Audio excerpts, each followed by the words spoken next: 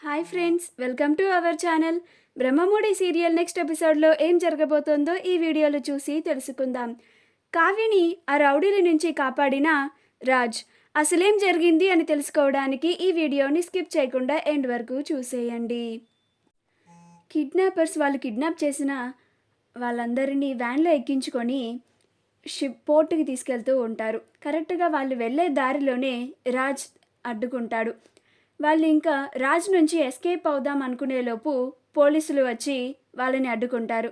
అలా రాజ్ వాళ్ళందరినీ పోలీసులకి పట్టిస్తాడు. అలా అందరినీ క్షేమంగా ఇంటికి వెళ్ళేలాగా చేస్తాడు. అప్పుడు కావ్య వచ్చి రాజ్ని వాటేసుకుంటుంది. అప్పుడు రాజ్ కోపంగా 4 తన్నాలి నిన్ను అని అంటాడు. ఈలోపు ఇన్స్పెక్టర్ గారు వచ్చి చాలా థ్యాంక్ యూ సార్, మేము 6 నెలలుగా ఎంతో కష్టపడినా కానీ మాకు ఈ క్రిమినల్స్ దొరకలేదు. ఈరోజు మీ వల్ల దొరికారు. మిగతా వాళ్ళందరినీ క్షేమంగా మేము ఇంటికి పంపిస్తాము. ఇక మేము చూసుకుంటాం సార్, మీరు వెళ్ళండి అని అంటారు. అప్పుడు రాజ్ థ్యాంక్ యూ సార్ అని అంటాడు. అలా కావ్యని తీసుకొని ఇంటికి తీసుకెళ్తాడు. కారులో వెళ్తుండగా అప్పు కావ్యతో, అక్క నువ్వు కనిపించకపోయేసరికి బావ ఎంత టెన్షన్ పడ్డాడో తెలుసా?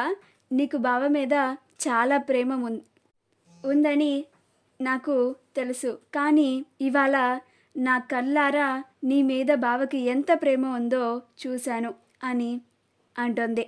అది విని కావ్య మురిసిపోతుంది. అప్పుడు రాజ్ కోపంగా, సంతోషించాంలే, కానీ ఇంకొకసారి ఒక్కదానివే బయటికి వెళ్ళావంటేనా మామూలుగా ఉండదు నీకు అని అంటాడు. అప్పుడు కావ్య రాజ్ చూపించే ప్రేమకి ఆనందిస్తూ ఉంటుంది. రాజ్ అప్పుని కనకం వాళ్ళ ఇంటి దగ్గర దిగపెట్టి రాజ్ కావ్యలిద్దరూ కలిసి వాళ్ళ ఇంటికి వెళతారు. తరువాత ఇద్దరూ ఫ్రెష్ అయిన తర్వాత రాజ్ కావ్యని, అసలు నువ్వు ఆ బస్తీకి ఎందుకు వెళ్ళావు కళావతి అని అంటాడు. అప్పుడు కావ్య, ఏ తల్లైనా కానీ తన కన్న బిడ్డని అలా వదిలేయదు. ఈ మాయ ఎందుకో నాకు మాయ చేస్తున్నదని అనుమానంగా ఉందండి. అందుకే నేను అది విచారించడానికి వెళ్ళాను. అప్పుడు ఒక పెద్దావిడ నన్ను మాటల్లో పెట్టి ఊరి చివరి దాకా తీసుకెళ్ళి ఇలా నన్ను మోసం చేసింది అని అంటుంది. అప్పుడు రాజ్, అసలు నీకు నేను ఈ విషయంలో జోక్యం చేసుకోవద్దని ముందే చెప్పాను కదా, అయినా నువ్వు ఒక్కదానివే ఎందుకు వెళ్ళావు అని అంటాడు. అప్పుడు కావ్య, మీరే ఒకసారి ఆలోచించండి. ఏ కన్న తల్లైనా కానీ తన బిడ్డకి న్యాయం జరగాలంటే నేరుగా ఇంటికి వచ్చి గోల అన్న చేసేది. ఇలా బిడ్డనొక్కడిని పంపించి మళ్ళీ మావయ్య గారిని డబ్బులు పంపించమని ఇబ్బంది పెట్టదు. నాకెందుకో ఈమె డబ్బు కోసం ఇలా చేస్తుంది అని అనిపించింది.